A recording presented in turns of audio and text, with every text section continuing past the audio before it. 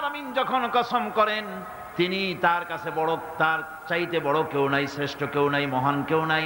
সেজন্য তিনি যে কসম করেন, যে কথা বলতে চান, ওই কথার সাথে, ওই বিষয়ের সাথে যার সম্পর্ক, যার সাযুজ্য আছে, সম্পৃক্ততা আছে, সিমিলারিটি আছে, তার কসম আল্লাহ পাক করেন।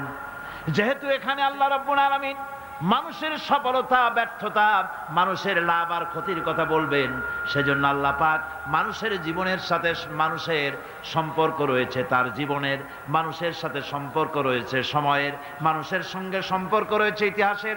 তাই রব্বুল আলামিন বলেন, ওয়াল আসরি ইন্নাল ইনসানা লাফি খুসর। আমি কসম করি সময়ের, আমি কসম করি ইতিহাসের, আমি কসম করি জীবনের, আমি কসম করি সময়ের। যেহেতু এই জীবন আছে বলে আমরা আছি, জীবন না থাকলে আমরা বাঁচি না। ইতিহাসের কসম আল্লাহ করেন, কারণ হলো ইতিহাস মহাকালের সাক্ষী। এই মহাকালের দুষ্কৃতিকারা, তাদের দুষ্কৃতি যারা, তাদের দুষ্কৃত কর্ম, যা তারা যে খারাপ কাজ করেছে, সেই খারাপ কাজের ইতিহাস ধারণ করেছে। যারা সুকৃতি করেছে, তাদের সুকর্মগুলি ইতিহাস ধারণ করেছে। ইতিহাস হচ্ছে নীরব সাক্ষী। আল্লাহ বলেন, আমি ওই ইতিহাসের সাক্ষী, আমি জীবনের সাক্ষী, আমি সময়ের সাক্ষী। যেহেতু সময় কারো জন্য বসে থাকে না। সময়ের ব্যাপারে হযরত ইবনে কাইয়্যিম রাহমাতুল্লাহ আলাইহি তিনি বলেছেন, মা মাদা ফিদ দুনিয়া আহলামুন ওয়া মা বাকিয়া মিনহা আমানি। মা মাদা ফিদ দুনিয়া আহলামুন, আমি আমার জীবনের যে অংশ ফেলে এসেছি এটা আমার স্বপ্ন। ওয়া মা বাকিয়া মিনহা আমানি, আর যেটা আমার সামনে জীবন বাকি আছে ওটা হচ্ছে আমার আকাঙ্ক্ষা। ওয়াল ওয়াক্তু বাইনাহুমা দায়ুন, আর এর মাঝখান থেকে সময় চলে যাচ্ছে। সময় আমার জন্য বসে নেই, সময় চলে যাচ্ছে। এই পৃথিবীতে আসার পর আমাদের হায়াত তো বাড়ছে না, বরং হায়াত প্রতি মুহূর্তে কি হচ্ছে?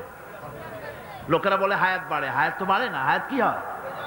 জন্মের পরের থেকে আমার জন্য রিজার্ভ আছে যতটুকুন, 50 বছর বাঁচবো, 60 বছর বাঁচবো, যতটুকুন হায়াত আমার জন্য নির্ধারিত করা আছে, নির্ধারণ করা আছে, প্রতিদিন একদিন করে কমে যেতেছে।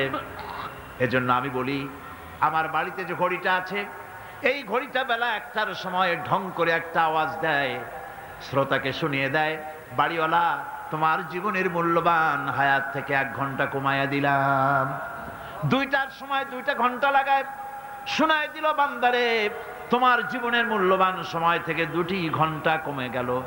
এমনি করে দিন গেল, মাস গেল, বছর গেল, আমাদের হুঁশ হলো না। সময় চলে গেল তাস খেলে খেলে, সময় চলে গেল আমাদের খেলাধুলা করে, শয়তানি বদমাশি করে। সময় কতটুকুন পেলাম? কিয়ামতের দিন, বিচারের দিনটা যেটা হবে, আল্লাহ রাব্বুল আলামিন বলেন বিচারের দিনটাই লম্বা হবে 50 আলফা সানা মিম্মা তাউদ্দুন। বিচারের দিনটা লম্বা হবে কত বছর? 50,000 বছর। কত বছর?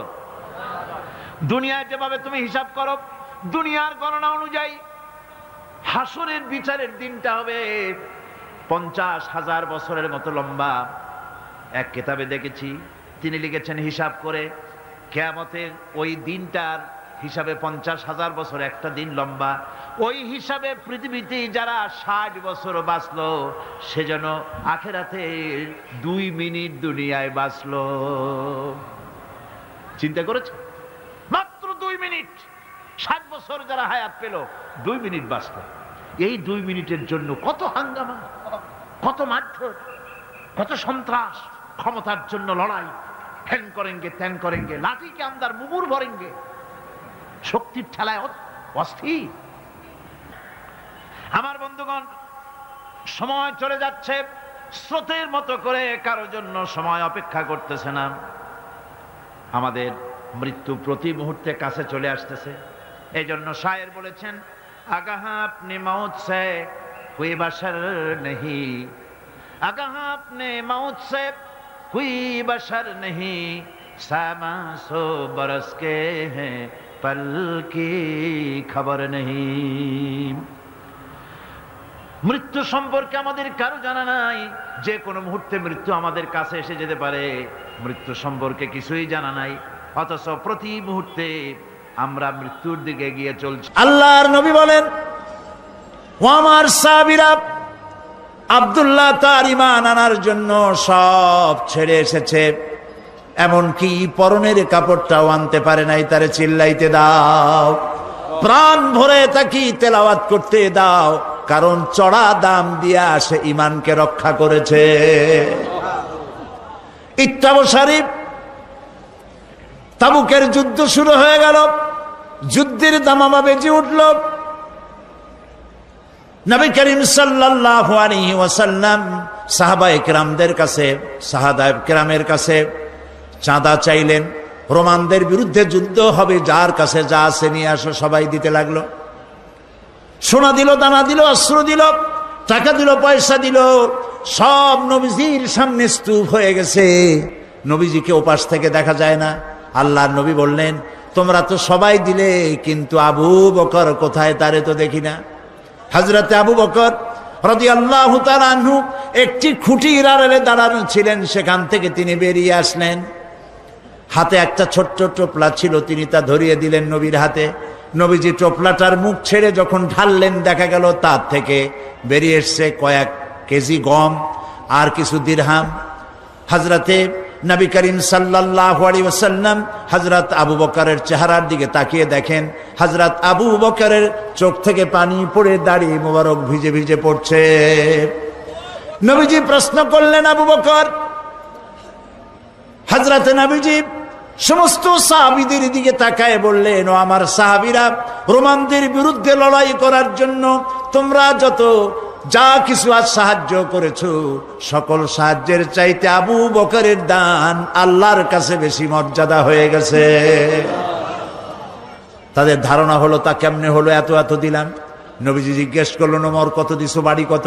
ওসমান কত দিছো, বাড়ি কত? সবাই বলল, এত এত দিছি, বাড়ি এত এত আছে। সবশেষে নবীজি হযরত আবু বকর রাদিয়াল্লাহু তাআলা আনহুকে প্রশ্ন করলেন, আবু বকর তুমি কত দিয়েছো আর বাড়ি কত আছে?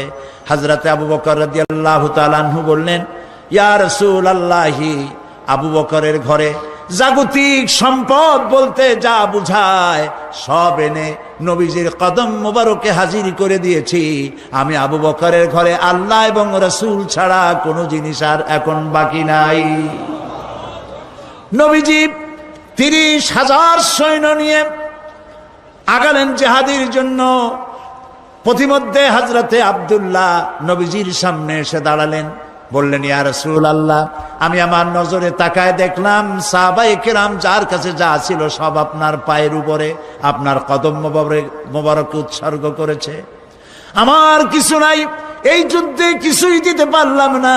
আমি শুধু দোয়া চাই, হে রাসূল, আমার সবচাইতে প্রিয় জীবনটা যেন এই জিহাদে আমি দান করে দিতে পারি। প্রিয় ভাইয়েরা আমার, নবীজি বললেন, একটা গাছের ছাল নিয়ে আস। একটা গাছের ছাল আনা হলো। নবীজি গাছের ছালটা নিয়ে হযরত আব্দুল্লাহ হাতে বেঁধে দিয়ে বললেন, রব্বুল আমিন, আমি আব্দুল্লাহর রক্তকে কাফেরদের জন্য হারাম বানাইয়া দিলাম। হযরত আব্দুল্লাহ বলেন, ইয়া রাসূলুল্লাহ, আমি চাইলাম শহীদ হওয়ার জন্য, আর আপনি আমার রক্ত কাফেরদের জন্য হারাম করে দিলেন। নবীজি বললেন, আব্দুল্লাহ, এখন যদি তোমার মওত জ্বরেও হয়, শহীদি মওত হয়ে যাবে। নবী করিম সাল্লাল্লাহু আলাইহি সাল্লাম রোমানদের সাথে লড়াই করার জন্য চলে গেলেন তাবুকে। রোমান সৈন্যরা যখন শুনেছে যে আল্লাহর নবী নিজে আসতেছেন, আর তার সাথে রয়েছে 30,000 সৈন্য, 2 লক্ষ কাফের সৈন্য সমানে পালাইছে উল্টা দিকে, জিহাদের ময়দানে আর আসে নাই। রাসূলুল্লাহ তাবুকে পৌঁছে গেলেন। 20 দিন এখানে তিনি অপেক্ষা করলেন। একদিন নবীজির কানে খবর এলো, কেউ এসে খবর দিলেন, ইয়া রাসূলুল্লাহ, আপনি যে আব্দুল্লাহকে মহব্বত করেছিলেন, গাছের ছাল পরায় দিয়েছিলেন, সেই আব্দুল্লাহ কয়েকদিন জ্বরে ভুগে এই গত রাত্রে ইন্তেকাল করেছেন। নবীজি বললেন, তাকে দাফনের ব্যবস্থা করো। কাফন পরানো হলো, দাফনের ব্যবস্থা করা হলো। কবরের ভিতরে একজন নামলেন, আর দুইজন বহন করে নিয়ে এলো লাশ। একজনে একটা বাতি ধরায় রাখলো, রাতের বেলায় টিম টিম করে বাতি জ্বলে। আর দুইজন বহন করে নিয়ে এলো লাশ। একজনে একটা বাতি ধরায় রাখলো, রাতের বেলায় টিম টিম করে বাতি জ্বলে। যিনি কবরে নেমেছেন তিনি বলছেন, তোমরা যে লাশ বহন করে আনতেছো, এই লাশের প্রতি তোমাদের ভাইয়ের প্রতি আদব করো, যত্ন করো, সম্মান করে নিয়ে এসো, আদবের সাথে নামাও। যিনি কবরের ভেতরে বসে এই লাশ ধরলেন তিনি আর কেউ নয়, বিশ্বনবী মুহাম্মদুর রাসূলুল্লাহ সাল্লাল্লাহু আলাইহি সাল্লাম নিজে কবরে দাঁড়ায়া লাশ নামাইয়া দিলেন। যারা লাশ বহন করে আনলেন তারা ছিলেন হযরত আবু বকর, হযরত ওমর রাদিয়াল্লাহু তাআলা আনহুমা। যিনি বাতি ধরিয়ে রাখছিলেন তিনি হযরত বেলাল। নবী করিম সাল্লাল্লাহু আলাইহি সাল্লাম নিজ হাতে আব্দুল্লাহকে শোয়াই দিয়া কবরের উপরে সে মাটি দিয়ে নবীজি দুই হাত আল্লাহর দরবারে উঁচু করে বলেন, রব্বুল আলামিন, এই কবরের মধ্যে আব্দুল্লাহকে শোয়াই দিলাম। আজকের সন্ধ্যা পর্যন্ত আমি তোমার রাসূল আব্দুল্লাহর উপরে রাজি ছিলাম, আল্লাহ তুমি আব্দুল্লাহর উপরে রাজি আর খুশি হয়ে যাও। হযরত আব্দুল্লাহ ইবনে মাসউদ রাদিয়াল্লাহু তাআলা আনহু সেখানে দাঁড়ানো ছিলেন। তিনি বলতেছিলেন, আহারে, আজ যদি আব্দুল্লাহর লাশ না হয়ে আমার লাশ হইতো, আমার ভাগ্যটা খুলে যেত। প্রিয় ভাইয়েরা আমার, যারা আল্লাহর দ্বীনের জন্য জীবন দিলেন তারা যুবক ছিলেন। এই যুবকেরা আল্লাহর দ্বীন প্রতিষ্ঠার জন্য স্ত্রীর মায়া ভুলে গিয়েছে, মায়ের মায়া ভুলে গেছে, বাপ মায়ের মায়া ভুলে গেছেন। কোরআন প্রতিষ্ঠার জন্য জান মাল সকল কিছুকে উৎসর্গ করে তারা ময়দানে নেমেছেন। এই রক্তের উপর ইসলামের পতাকাকে আল্লাহ উড্ডীন করে দিয়ে মদিনায় আল্লাহ দ্বীন প্রতিষ্ঠা করে দিয়েছিলেন। নবুয়ত আর কিতাব দুটি জিনিসের ভিতরে একটা সম্পর্ক আছে। নবুয়ত এবং কিতাব দুটোই আল্লাহর পক্ষ থেকে আসছে। নবুয়ত আসছে কার কাছ থেকে? আর কিতাব আসছে আল্লাহর কাছ থেকে। নবুয়ত এর দাবি কেউ নিজের থেকে করতে পারে না, এ কথা আমি বহুবার আপনাদের সামনে আলোচনা করেছি। নবী দাবির ভিত্তিতে হয় না, নবী আল্লাহ বানান। ইলেকশন করে, নির্বাচন করে এমপি বানানো যায়, মন্ত্রী বানানো যায়, প্রেসিডেন্ট বানানো যায়, চেয়ারম্যান বানানো যায়, মেম্বার বানানো যায়, কিন্তু ইলেকশন করে নবী বানানো যায় না। নবী ইলেকশনে হয় না, নবী হয় কিসে? সিলেকশন। নবী কিসে হয়? সিলেকশনে। সিলেকশনটা করেন কে? আল্লাহ রাব্বুল আলামিন। সুতরাং নবী আল্লাহর কাছ থেকে আসে, আর কিতাবও আল্লাহর কাছ থেকে আসে। নবী যদি কিতাব ছাড়া আসতেন, খুব ভালো করে বোঝেন, নবী যদি কিতাব ছাড়া আসতেন আর কিতাব যদি নবী ছাড়া আসতো, তাহলে মানুষের ধর্ম পালন, জীবনের কর্তব্যবোধ, জীবন পরিচালনা এবং ধর্মকে অনুধাবন করা দারুণভাবে সুকঠিন হয়ে পড়ত। কোরআনের নমুনাই হচ্ছে, কিতাবের নমুনা হচ্ছেন আম্বিয়ারা। আম্বিয়া আলাইহিমুস সালাম তারা হচ্ছেন কিতাবের নমুনা। কিতাবও যার, নবীও সেই আল্লাহ সুবহানাহু ওয়া তাআলা। কোরআন হচ্ছে একটা থিওরি, আর নবীরা হচ্ছেন, কিতাব হচ্ছে থিওরি, নবীরা হচ্ছেন তার প্র্যাকটিক্যাল। থিওরি আর প্র্যাকটিক্যাল দুটো জিনিস এক নয়। যেমন আমি যদি কাগজে লিখি র দন্তেশ্ব গয় ওকার লয় লয় আকার, কাগজে লিখে দিলাম, কি হলো কম তো? বলুন সবাই, কি হলো? এখন যদি আপনারা এটার উপরে চাটেন, মিষ্টি লাগবে? বলবেন মিষ্টি কেমনে লাগবে, ওর মধ্যে দুধ নাই, চিনি নাই। আচ্ছা ঠিক আছে, লিখে দিলাম দুধ, চিনি ইত্যাদি যা যা লাগে সব লিখা কাগজটারে গোল বানাই দিলাম। এখন যদি চাবান, তাও কি মিষ্টি লাগবে? লাগবে না। মিষ্টি লাগবে কি হলে? দুধ কিনতে হবে, ছানা বানাতে হবে, চিনির শিরা তৈরি করতে হবে, তারপরে রসগোল্লা বানাতে হবে, এরপরে আপনি ফ্রিজে রাখবেন, চামচ দিয়ে কাটবেন, মজা করে খাবেন, তখন আপনার ভালো লাগবে, ঠিক কিনা? এখন ভালো লাগলো কেন? যেহেতু এটা প্র্যাকটিক্যালে আসছে। আর আগে কাগজ চেটেছেন, কাগজ চাবায়েছেন, ভালো লাগে নাই, কারণ থিওরি চাবায়েছেন। প্র্যাকটিক্যালে না আসা পর্যন্ত মজা পাওয়া যাবে না। সেই জন্যে কোরআন হচ্ছে একটা থিওরি, কাগজে লেখা একটা থিওরি। এই থিওরিটা আল্লাহ রাব্বুল আলামিনের। এই থিওরি যদি প্র্যাকটিক্যাল না থাকে, মডেল না থাকে, আদর্শ না থাকে, তাহলে তা পালন করা মানুষের জন্য দুঃসাধ্য, সুকঠিন। এই জন্য আল্লাহ সুবহানাহু ওয়া তাআলা কোরআনের মুজাসসাম নমুনা হিসেবে পেশ করেছেন মুহাম্মদুর রাসূলুল্লাহ সাল্লাল্লাহু আলাইহি ওয়াসাল্লাম। তিনি হচ্ছেন কোরআনের মডেল। সুবহানাল্লাহি ওয়া বিহামদিহি। যার জন্য তিনি স্পষ্ট করে বলতে পেরেছেন যে কথা কেউ বলতে সাহস পায়নি, যে কথা নবী বলেছেন। আল্লাহর নবী বলেছেন, ও আমার সাহাবীরা, দিনের আলোতে তোমরা আমার ভিতরে যা দেখতে পাও, রাতের বেলায় আমার ভিতরে তোমরা যা দেখতে পাও। ও আমার স্ত্রীরা, দিনের আলোতে আমার ভিতরে যা দেখতে পাও, রাতের আধারে আমার মধ্যে যা দেখতে পাও, যে সব আচরণ, আমার চলাফেরা, দিন ও রাতের আলোচনাগুলি, দিন ও রাতের চরিত্রগুলি, দিন ও রাতের আমার কর্তব্য পালন, আমার মধ্যে যা দেখতে পাও সবগুলি খুলে খুলে মানুষের সামনে বলে দাও। এই কথা তো আর কেউ বলতে পারেনি পৃথিবীতে। নবীরা ছাড়া এত বড় কথা পৃথিবীর আর কেউ বলতে সাহস পাবে না। কথা ঠিক কিনা গণ? জোরে বলেন, পারবে বলতে? যত বড়ই মুহাদ্দিস হোক, মাওলানা হোক, খাজা বাবা হোক, নামের আগে যতই 5 হাত লম্বা ডিগ্রি লাগান না কেন, কাগজে যখন নাম লেখে হুঁশ থাকে না। কত যে লেখে, কি যে লিখলে, শুধু নামের সামনে আলাইহিস সালাম টুক বাদ রাখে। হ্যাঁ, সব লিখে আবেগের ঠেলায় অস্থির হয়ে যায়। কোন ব্যক্তি আছেন যিনি বলতে পারবেন আমার শৈশবকালীন, যৌবনকালীন, বৃদ্ধকালীন, রাতের, দিনের সব ঘটনা মানুষের কাছে বলে দাও? কেউ কি পারবে বলতে? না, কেবলমাত্র পারবে আম্বিয়া আলাইহিমুস সালাম।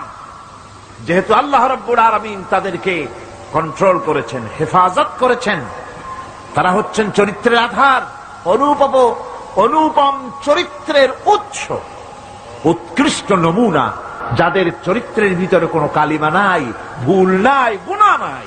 মুহাব্বতের সাথে বলেন সুবহানাল্লাহ। এই জন্য নবী, নবুয়ত আর কিতাব দুটোই আসছে আল্লাহর কাছ থেকে। সেই জন্য বিশ্ববাসীর বাঁচার পথ নবীদের অনুসরণ। বিশ্ববাসীর বাঁচার পথ কি? নবীদের অনুসরণ।